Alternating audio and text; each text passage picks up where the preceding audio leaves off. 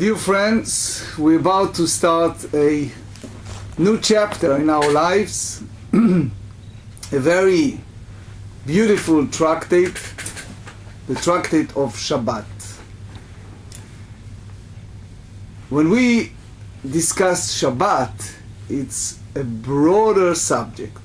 Why is a broader subject? Because it deals with a lot of specifications. Our Torah describes Shabbat in so many different ways. If you take the book of Genesis, is a description as God, quote unquote, rested. If you go to book of Exodus, it's a description of prohibition against carrying when the Jewish people need to collect the manna from heaven while they're wandering in a desert. A prohibition against carry from one place to another within a certain domain. But then we have the Ten Commandments. And as you know, the Ten Commandments repeats twice. In one place, in the book of Exodus, the Ten Commandments said, remember the Shabbat. The other place, the Torah said, observe the Shabbat. And then you see all these different locations, not only in the Torah. You see it also in other books, like Jeremiah, like Nehemiah, and other books, a description of Shabbat.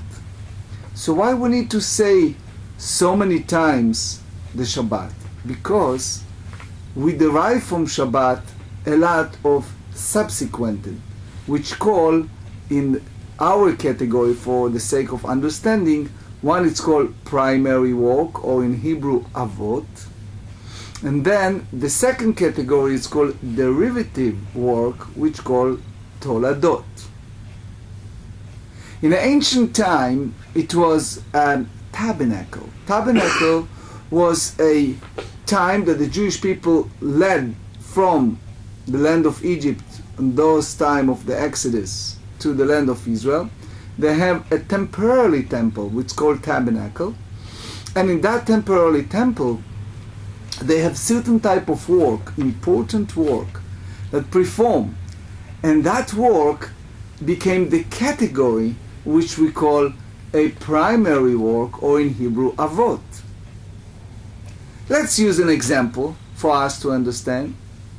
If a person just think of, let's say, planting a seed, or taking a piece of paper, empty piece of paper, and taking my pen and put something and writing it. So what happened? So if you take the planting a seed, that's a primary work. But then if I go ahead and put the water, then it's derivative. It's something that's coming out.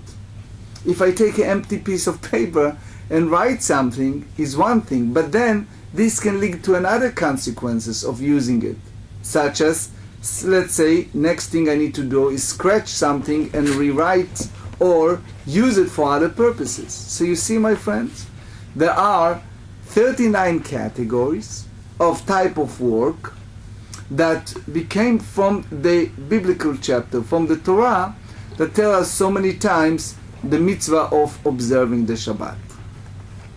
With that in mind, we go to the next step, which is, okay, I understand that God rested on Shabbat. I understand that it's a mitzvah to observe Shabbat. I understand it's written twice in two different locations in Ten Commandments. I understand the importance. But how do I know if I do something like carrying an item? Let's say if somebody poor knocked my door on the Shabbat and he said, here is my bag, empty bag, can you fill it with food? I'm hungry. Can I do that on Shabbat? Or let's say, if it's on Shabbat, I feel, I forgot something in my store and I want to carry it. What should I do next? So you see, it's a lot of details, it's a lot of complications. So we have which is called a biblical law, which soon you see what's involved. And then we have the rabbinic derivative, that it's called rabbinic rules, rabbinic laws. That wrap up a special tractate that contains 24 chapters. It's the Tractate of Shabbat, and I invite you to join me the beginning of the first page in the Tractate Shabbat.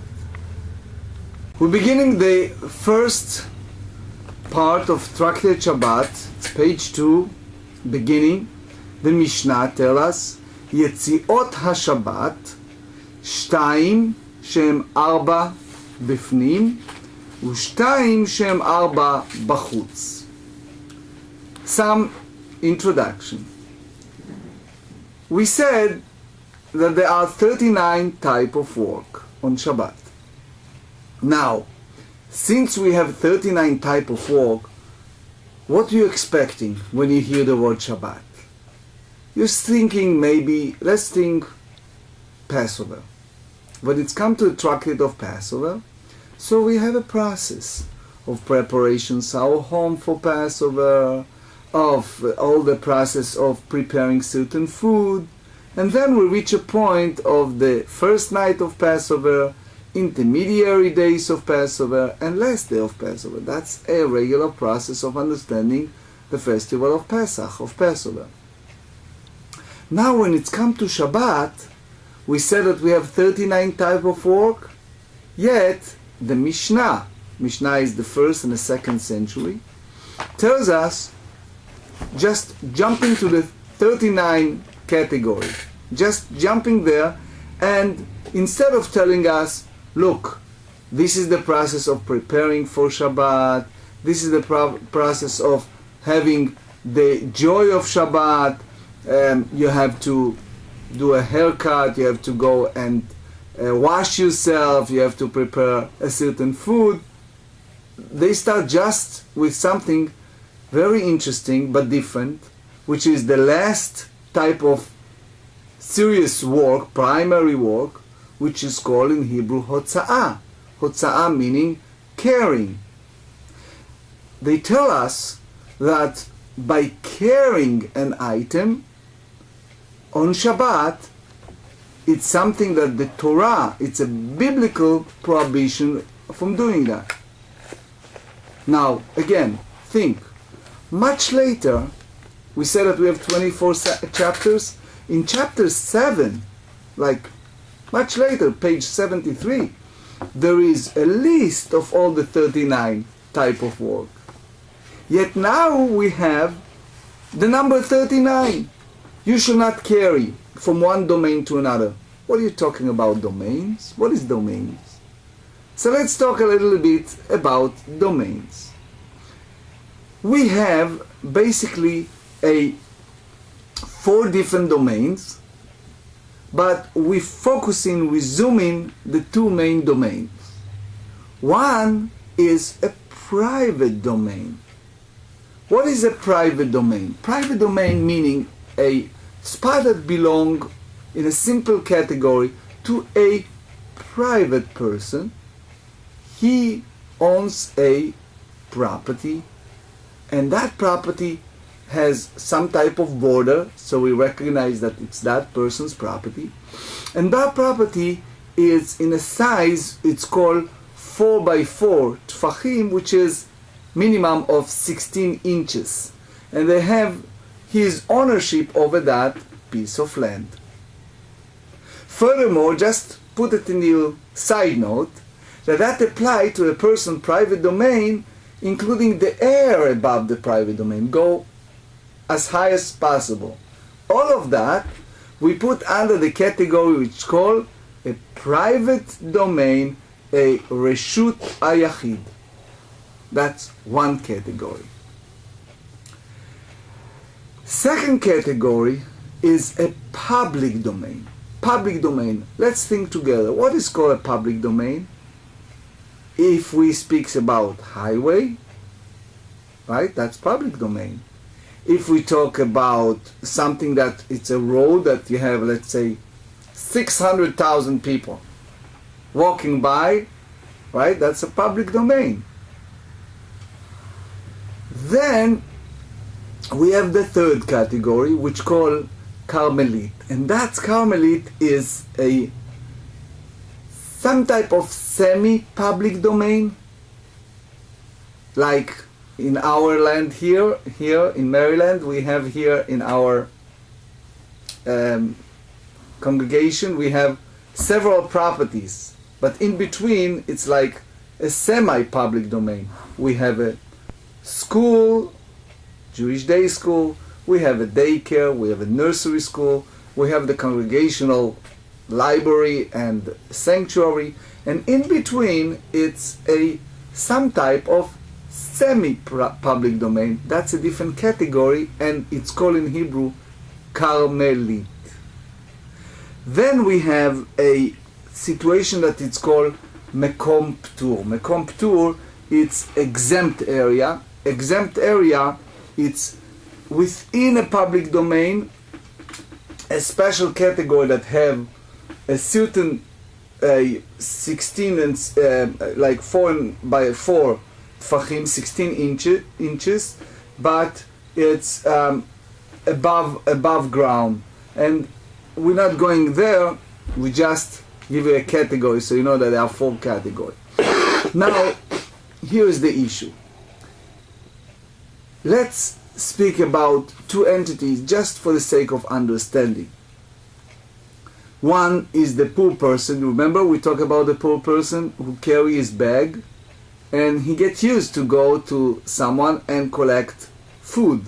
He's hungry, wants food. But now we are in the rest day. It's not just a weekly day that the guy comes, whatever it is, with notice, without notice, and knock the door and bring his empty bag and expecting to fill it up with food. Now it's the rest day, it's the Shabbat. Because of that, we have issues. Can we do that? Why? Because we have an issue of carrying from one place to another. Why we have an issue of carrying? So, Tosfot is the group of rabbis that came much later at the basically 11, 12, 13, 14th century. And the Tosfot give us 3 main reasons, 3 explanations why we have this type of category. So the Tosfot tell us, and I try to combine especially the last 2 explanations to make it as simple as I can. We have a category, one it's called Akira. Akira meaning lifting something from one location and then carrying it, holacha, and then hanacha, putting it in a different location. So why we start with that type of work? One, it's because it's much frequent. Another thing is because later we're going to speak about certain situation. For example, a tailor, it's Friday afternoon, he need to carry his items, and it's an issue because it's soon going to be Shabbat. Can he do that or not? He may violate rabbinic decree by carrying it, but the Rambam explained to us something very beautifully, and in that sense I think that will be the best introduction, explanation. It's called in the language of Tosfot and Rambam melacha gru'ah. What does that mean, melacha gru'ah? There is some type of labor, a work that involves your thought, your putting your mind, your heart with this type of work. For example, if you're planting a seed, you want the seed to be planted in a certain location, you need to water that seed in order to make it fruitful. If you're plowing over something, you use something in order to create something. If you take a piece of paper and write it, if you take something that it's written and erase it, all of this type of work involved in something that you have a consequence, you have a result, you have something that you do it with a full intent. Now, if I carry a book, and I'm just get used to carry books, as you know, okay? So that's something that people does all the times. You walk out of your house, you don't think twice, and you just carry the book with you, right? So it turns, the Rambam tells us, in the introduction of the Mishnah, he said that people just forget that it's Shabbat, and let's put aside the issue of Eruv, etc. They just forget, so they carry things. So you don't do it with any type of help, okay? But it's called melacha gru'a. Why? Because it doesn't appear that you're doing any type of work. And it was a great rabbi, which I later, at the end of this shiur, elaborate. It's called the Rogochover. He was one of the ingenious rabbi, and he explained this rabbi beautifully. He says, when you do some type of work, that you change the status of that type of item. What do I mean by that? When you're planting a seed, or when you're plowing over or you're writing, or you're erasing, you create something, you change the status. If you carry something, you don't feel that you changed something. But in some situation, you're violating not rabbinic, a Torah law. Make it even simpler. You go in a private domain. You own a big piece of land. It's all yours. And you carry something from one place to another, let's say, and what you're carrying is a heavy load bag. But it's only in private domain. We have no problem. Yet, if you take a fig, right, and you walk from a private domain to a public domain, now you are in a violation. And it's not just that.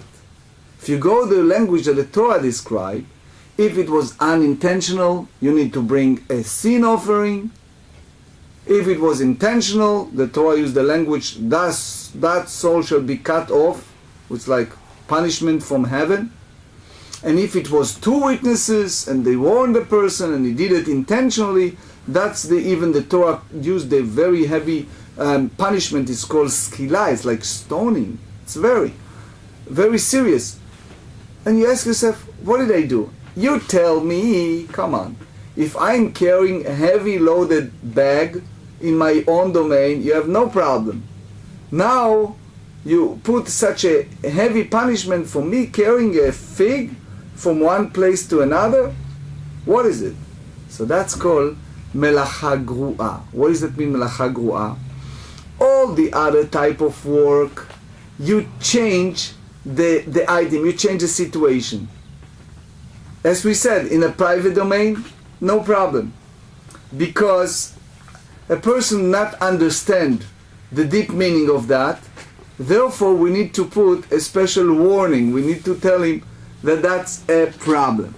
Now let's clarify it, and then we go to the Mishnah and you see how smoothly it goes. In order to violate the Torah laws, we need to have three important actions. Remember that. Three important actions. Now I'm going to give you words in Hebrew. Put this word in your computer, in your brain, because these words we're going to use a lot. One, it's called akira. Ein kuf yud reish hey. Akira meaning you pulling something from one place, which means that item was in one location. Let's say this book was sitting here on this table and I just lift it up. I move it. Akarti, I move it from one location. Then I'm carrying it. It's called holacha. And then the last one is called hanacha. I'm putting it elsewhere. So I'm creating basically three different status. Akira, holacha, hanacha. Uprooting an item from one location, carrying it to a different location, and leaving it in different location. Without these three, it's not considering a violation of biblical law. By the Torah law, by the Oraita, in order to violate this type of primary work that is called av melacha, primary work that's called hotza'a, carrying, you need to have the three together: akira, holacha, anacha. Now, if a person does that, remember we said, if it was unintentional, the Torah said, korban chatat, need to bring a sin offering. If it was intentional, that soul shall be cut off. If it's intentional with two witnesses, that's stoning. So you see, this applied to three changes: akira, holacha, anacha, under the category of primary or that's called hotza'a. And if a person did all the three together, then it's a different form of consequence of punishment by biblical law. So, Rabbi, in current days, when we don't have the option of doing a sin offering, and you're in a situation where you do something unintentionally, like you, for example, maybe you're walking away from the shul and you all of a sudden realize that you have something in your pocket while you're walking down the road. So nowadays, how do we, since we can't do a sin offering, how do we, it was unintentional, how do we deal with that nowadays? So it's a good question. You drop it, whatever it is, but then my teachers used to say, you have to open the Kitzur Shulchan Aruch and the Shulchan Aruch and study the halachot of Shabbat. That's a substitute for a sin offering. Gotcha. Okay. Thank you. Yetzi'ot Shabbat, so the Mishnah tells us, transferring that it's prohibited on Shabbat, shtaim, there are two, shehen arba bifnim, two, that there are basically four, bifnim meaning inside a private domain, ushtaim shehen arba bachutz, and there are two, that actually four in the public domain. Meaning, in order for a person to violate the Torah law, it needs to have all three together, akira, holacha, hanacha, from one domain to another domain. So, let's go to the specific how to do it. Keitzai, how is this so? He'ani omed bachutz u'ba'al habayit bifnim. Why are we using a poor person and a homeowner? It's all the Rishonim, all the rabbis tells us, is just for the sake of understanding. Because in speaking, even in a modern day, unfortunately, that's the way the world is. You have people who are in a press for fund, and you have people who are homeowner. It's not necessarily poor and homeowner, but that's make us more vivacious, more visualizing in a sense of seeing it in our life, modern life scenario. The Torah said you shall not carry. So, a person have in his private domain his home. So, for the sake of understanding, the homeowner, it's inside the house, and you see in the description, okay, in the picture, you have the homeowner, and you have for the sake of understanding, the fellow who's in the street, the poor person. Now, the poor person come to collect something, item. Can be food, can be anything that he needs to eat, okay? You have two domains. The poor person is standing in the public domain. The homeowner is in a private domain. We have two separate domains. Now, the private domain has a boundaries. It's called in Hebrew mukaf mechitzot, have the boundaries, while the public domain, it's in derech harabim, in reshut harabim, in a public domain. The minutes that the homeowner put his leg outside to, or hand outside to the public domain, he He moved from his private domain to public domain. So the Mishnah asks a question. When a person is in a biblical violation, it's called in Hebrew Isur de Oraita, when a person violated Torah law, so they bring an example just for us to make it clear, so we'll be able to fully comprehend.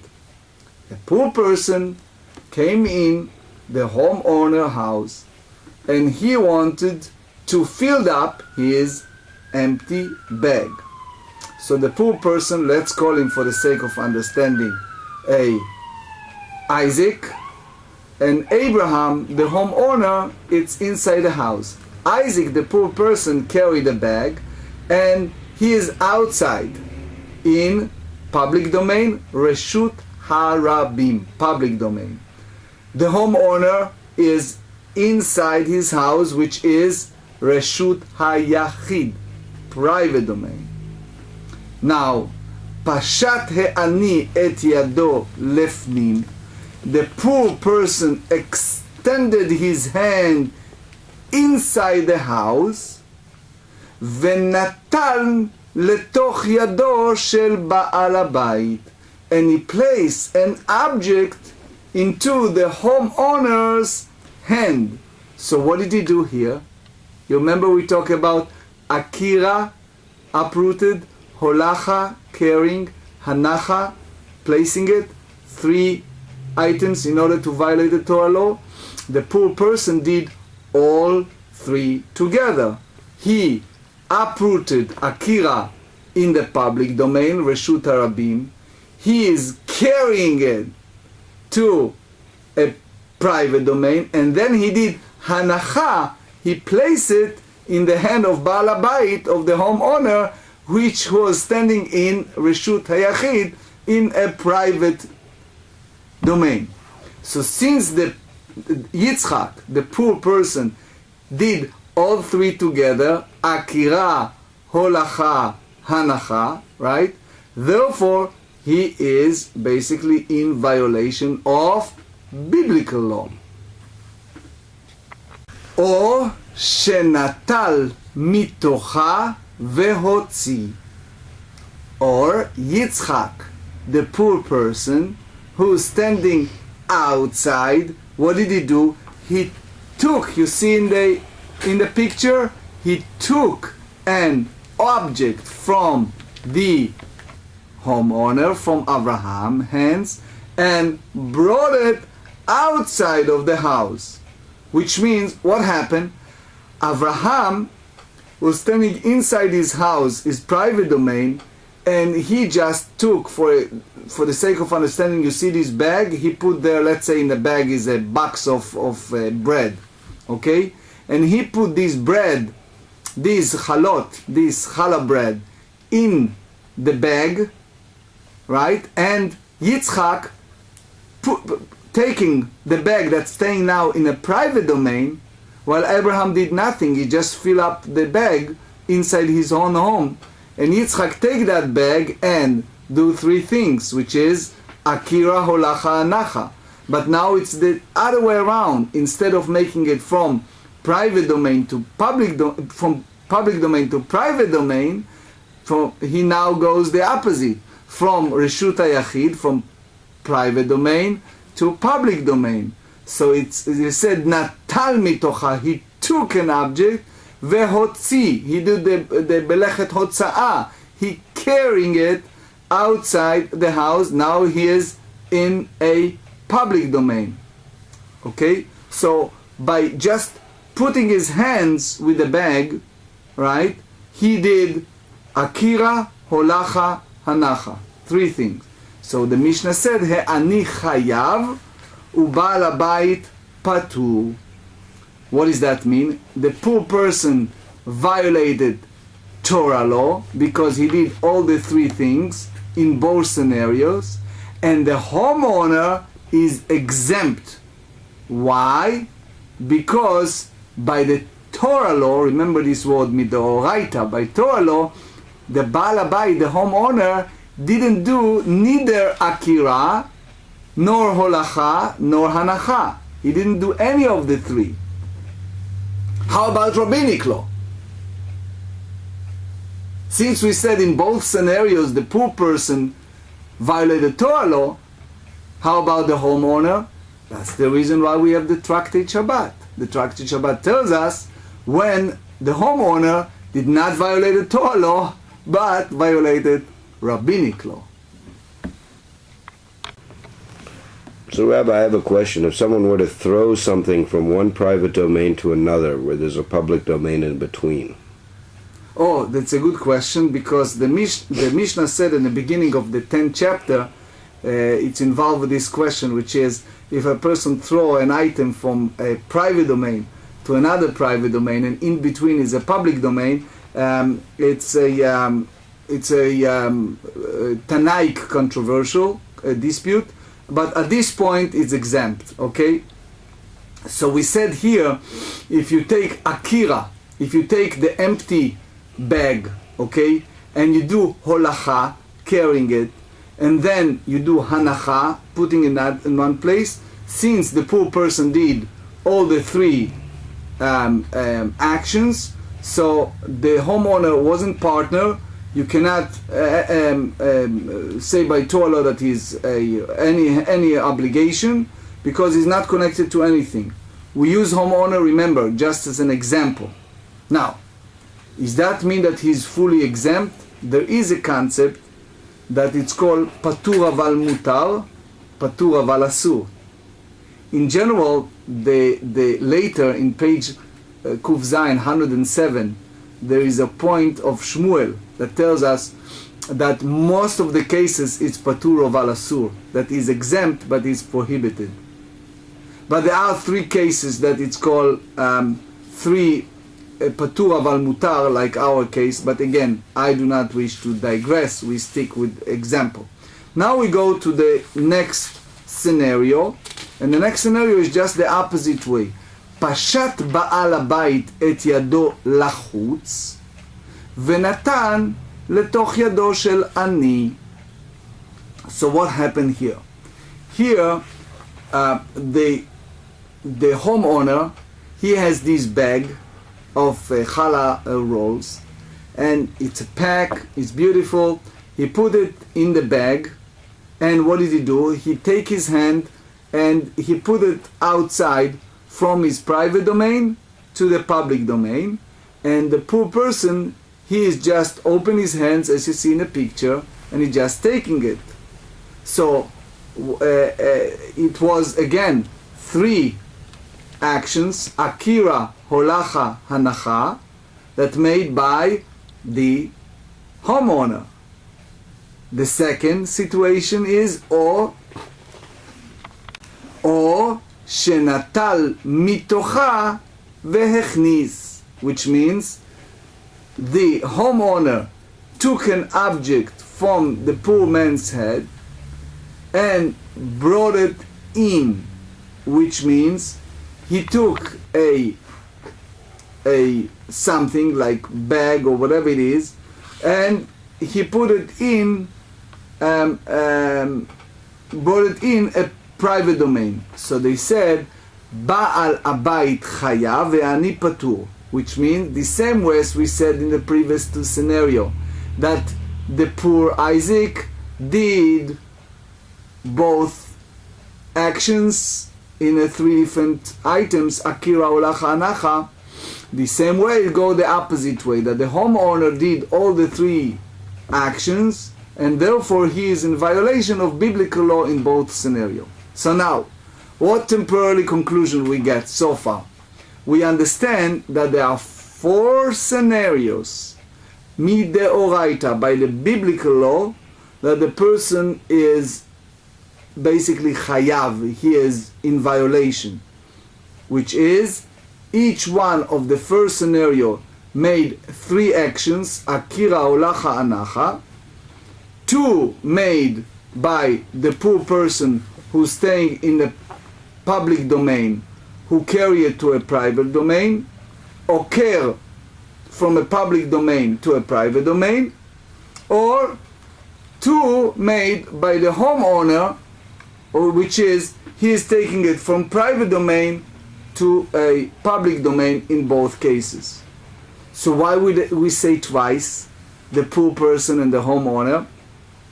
The Tosfot, you remember we discussed the Tosfot, who tell us it's called melacha gru'a, which means this type of work, it's no real ta'am, chasrat ta'am. It's like no real a substance. What does that mean?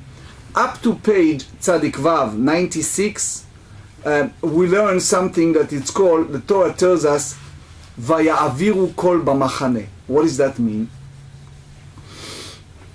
People live in a desert. Okay? So they said in the book of Shemot in Exodus that it was a time that people need to go out of their tent to collect the manna. So now, or another situation, they want to collect fund for the tabernacle. So imagine Mr. Abraham, he wants to give fund, to give, for the sake of understanding, not necessarily cash, but can be an item to the tabernacle. Now, he is staying in his tent, that's ancient time, okay? And he moved the item he wants to contribute to the tabernacle from his private domain, which is his own tent, to the tabernacle, which is a public domain.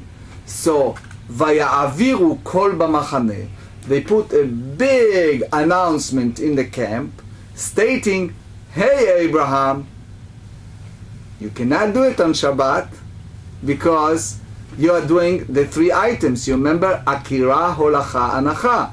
You're taking the item from your tent, you're carrying it, and you put it in the tabernacle.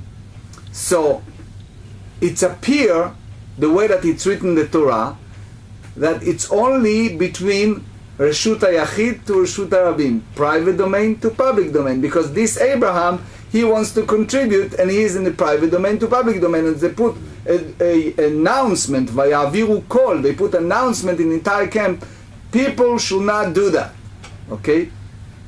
So if we have only that pasuk, only that biblical sentence, that's the language of the Mishnah. Yetzi'ot Shabbat. Yetzi'ot Shabbat meaning to do carrying on Shabbat.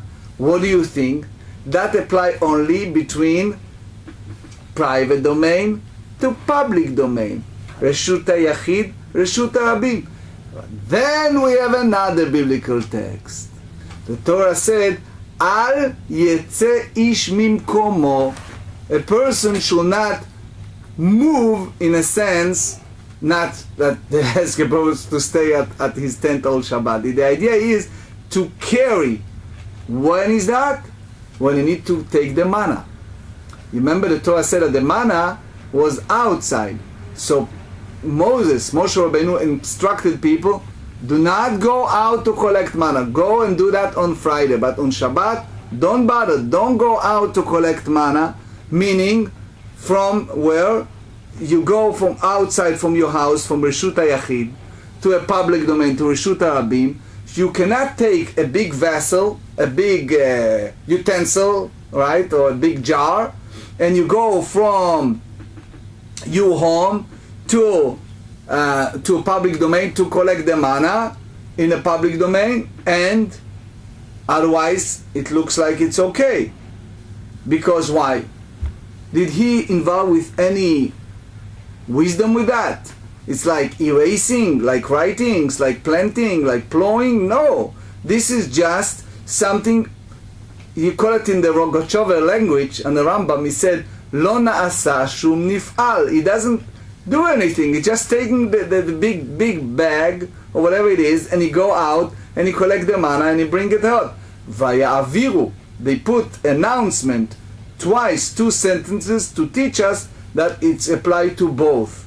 The prohibition against carrying apply from both ways. So therefore, we have in the Mishnah 4 scenarios in order to sharpen and to explain to us in a clear way that there are 4 biblical prohibitions between רשות היחיד, רשות הרבים, private domain to public domain, and public domain to private domain in both ways. So it's 2, but actually 4.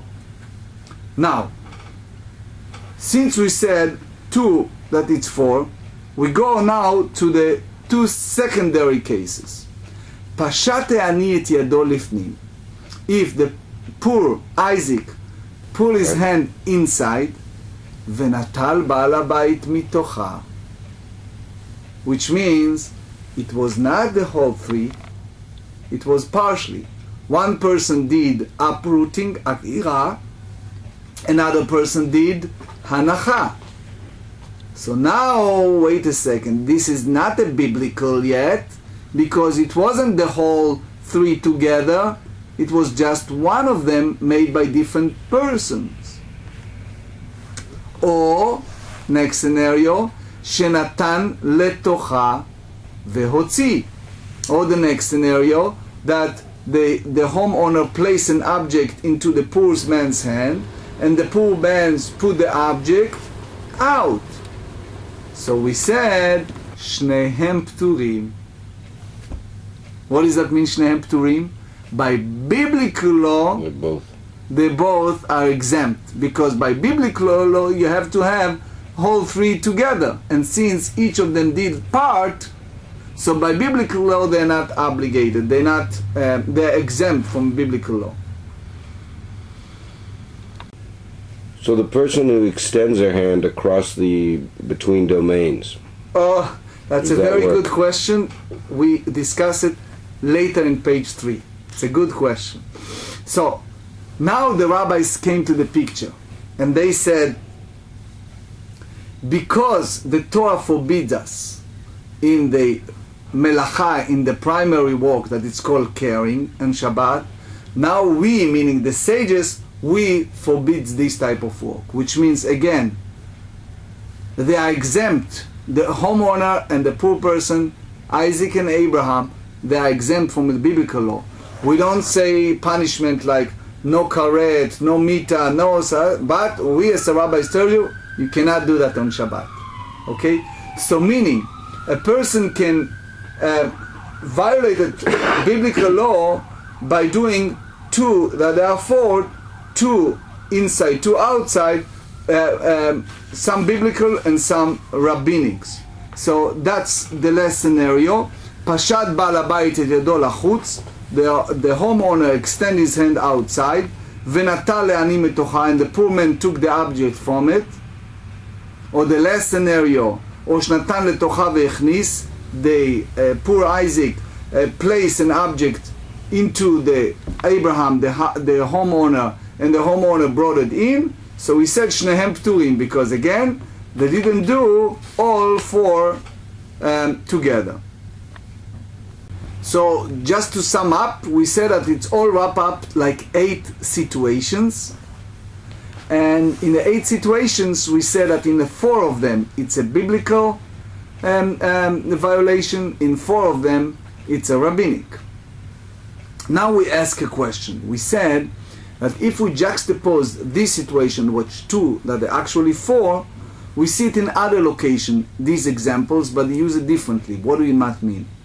תנן התם, שבועות, 2 שהם 4, ידיעות הטומאה, 2 שהם 4. They said in the tractate Shavuot, and we not zoom in, we just give the vignette of that so you know what it's all about. The law of taking an oath, making a serious type of oath, the Torah said, Nefesh asher tishava, if it's a soul that make a vow, lehara or leyetiv, lechol asher yavate adam, whatever the person express in his heart. So in other words, from the biblical law, if someone swear in vain, so he need to bring, which call in the biblical language, korban ole v'yored. What is ole v'yored? Ole, it's like up, and yored is ascend. This ascent and descent. What does that mean?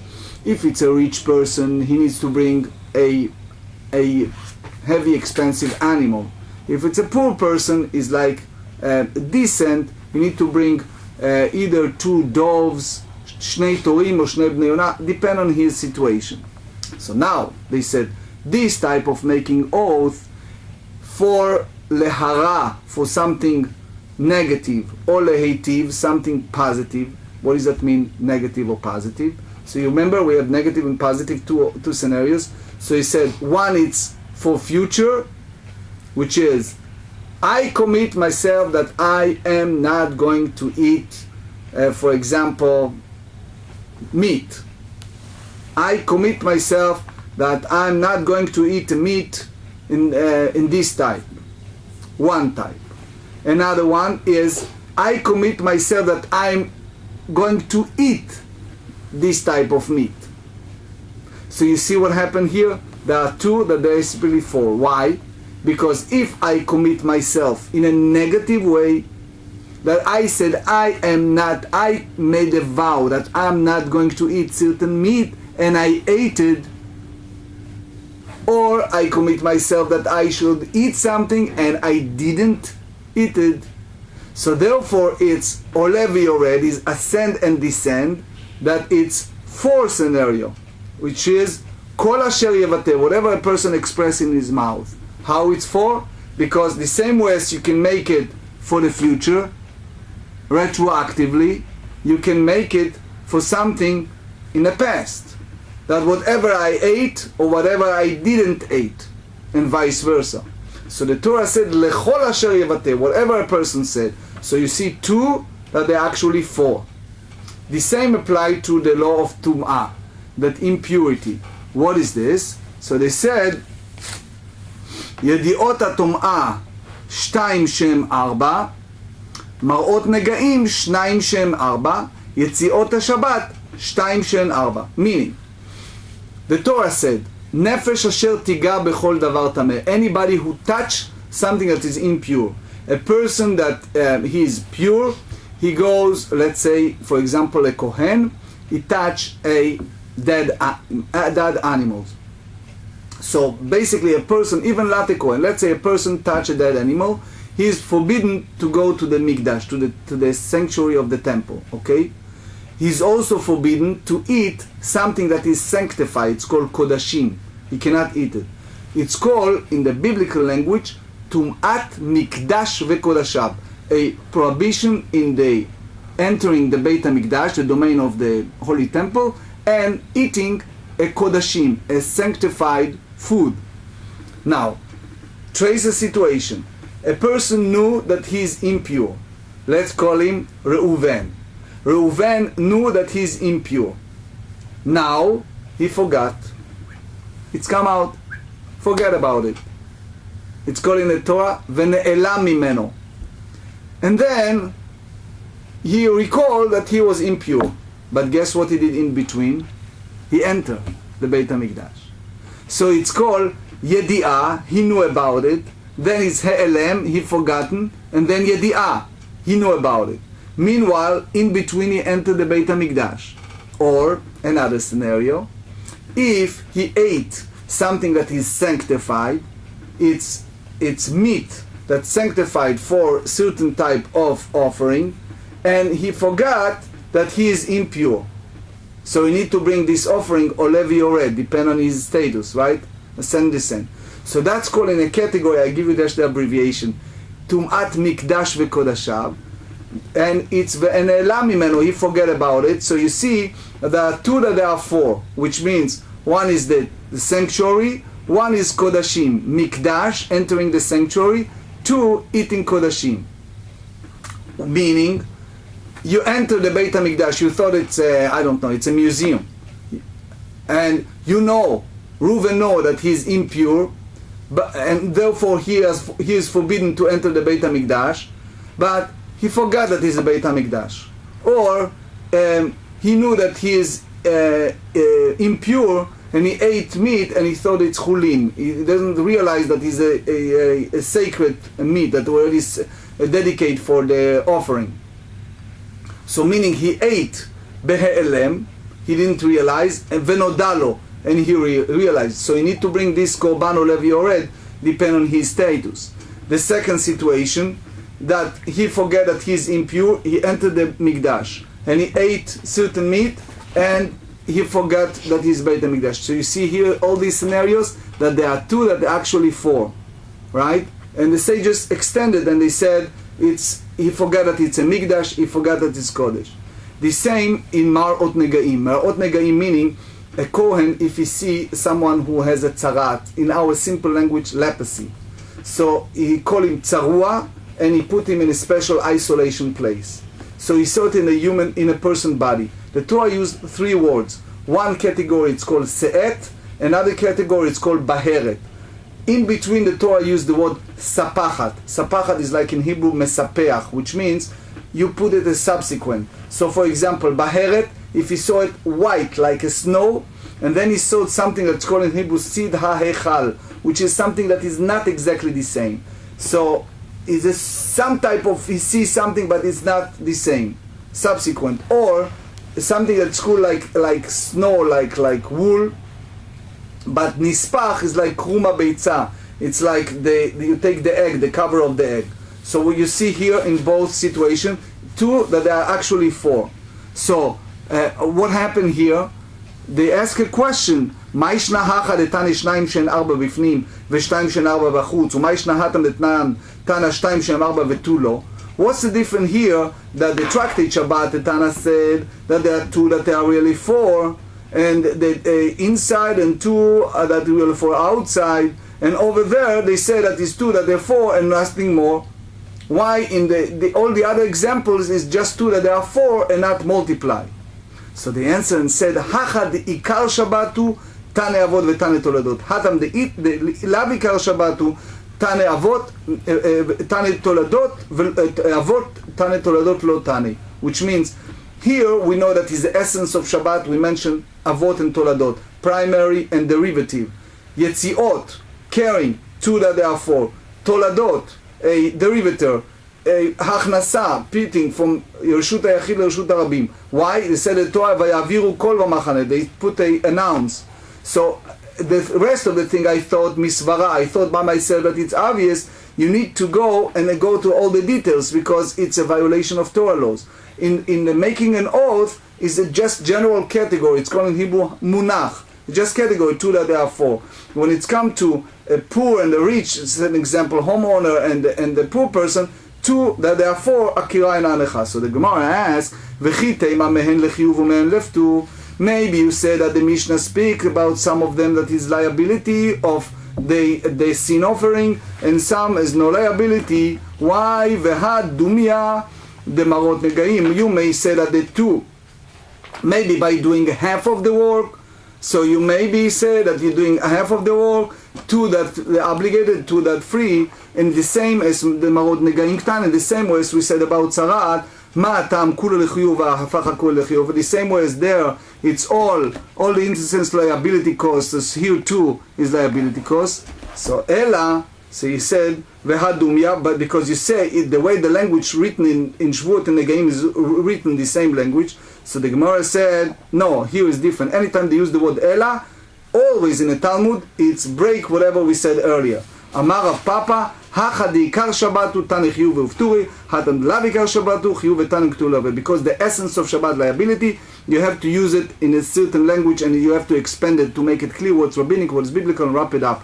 Chiyuv v'mayninu. What is the call liability? Yetzi'ot, taking out. Yetzi'ot tarte havyan, taking out. It's two, shtaim d'hotza v'shtaim d'achnasa. Two cases for taking out, two to bringing in. V'ha yetzi'ot ktanes. So they ask a question that they use the word carrying, taking out. Amar Ravashe, tana achnasa name otzaad karela midetnan. When we use the referring the bringing, taking out, from where we are taking it, from the way we learned in the Mishnah. Hamotzi mirshut lirshut chayav. If someone carry from one domain to another, he is liable. Milo askinan dekame ayel mirshut harabim mirshut hayachid. Or we saying that the Mishnah dealing with someone bringing from private domain to public domain. Ve'kakar leotza ve'tamamai. Why you said taking out? Kol akirat chefetz minkomot tane otza karela. Anything that taking out from one place, we call it hotza, violation of hotza, taking out. Amar Ravina matnitin dai kaname dektane ve'achar v'yetzi'ot ve'achar kamefresh la'atar shma mina. Which means Yetzi'ot, when he's used the word Yetzi'ot, is including achnasa, including taking out. Rava Amar, Rava said, Reshuyot Tani, Reshuyot Shabbat Shtayim. So I wrap it up in 1 minute. The Rambam, the Tosfot, the Nachmanides, the Ramban said, Melacha Grua. Melacha Grua meaning that nothing changed. He called it in Hebrew, Lo Mishtane Shum Davar B'Chefetz HaNif'al. Nothing changed in the item itself. This chalalaf that come in a bag, nothing's changed. So what's the big chidush? The Rogochover said on the Rambam that by uprooting the bag of challah from one location, you change something not in you change something in their status, because that bag was, if you write on the empty piece of paper, you change, you erase, you change. But if you move it, Yetzi'ah, you take it from the natural place, in their definition, from taking from Hotza'at Chefetz Mimkomo, you take the item from one location, and it depends where it's staying. If that item, if that bag full of bread, it's in a private domain, and the same is in the public domain, Garua, because it's not comparison to any other works. And that's the second point, the second teretz, that the whole idea of Hotza'ah, carrying from private to a public domain, that it's a 4 different status of Chilul Shabbat, or violation of Shabbat, from the biblical, 4 options, versus in Shavuot and Negaim, that is just a title, 4 biblical prohibition. Here you have 4 that actually 4 biblical and 4 rabbinic. 4 obligated by biblical, 4 it's a chayav, it's responsible by the rabbinics. Now we'll go to halacha. So the halacha, the Rambam said in Sefer Zmanim Ilchot Shabbat, chapter 12, Yetzi'ot Shabbat, the act of carrying out on Shabbat, by Torah law, one who fits an object in a public domain and place it in a private domain, or vice versa, is liable. If he lifted the object and someone else placed it in the other domain, both are exempt by Torah law, but prohibited to do it by rabbinic law. Even a case where the passive participant did not perform a prohibited labor, for example, if one carried the object placed out in the hand of the receiver, or if the object was a hand and giver, the receiver took it from his hand with assistance, although he's a passive, he's violating the prohibition. I'm reading from the Quran, the translation to English. Also, they mention here that Quran publication by Rabbi Adin Steinsaltz and my friend Rabbi Gershon Kitzis. Also, Shulchan Aruch Orach Chaim 347, they also said that although one of them performed the entire labor himself, the other violated the prohibition, because the Torah said before a blind person did not place a stumbling block. So therefore, since the active participant could not have performed the transgression without the collaboration of the others, so therefore it's a violation of a rabbinic law, not biblical law, but it's still a violation.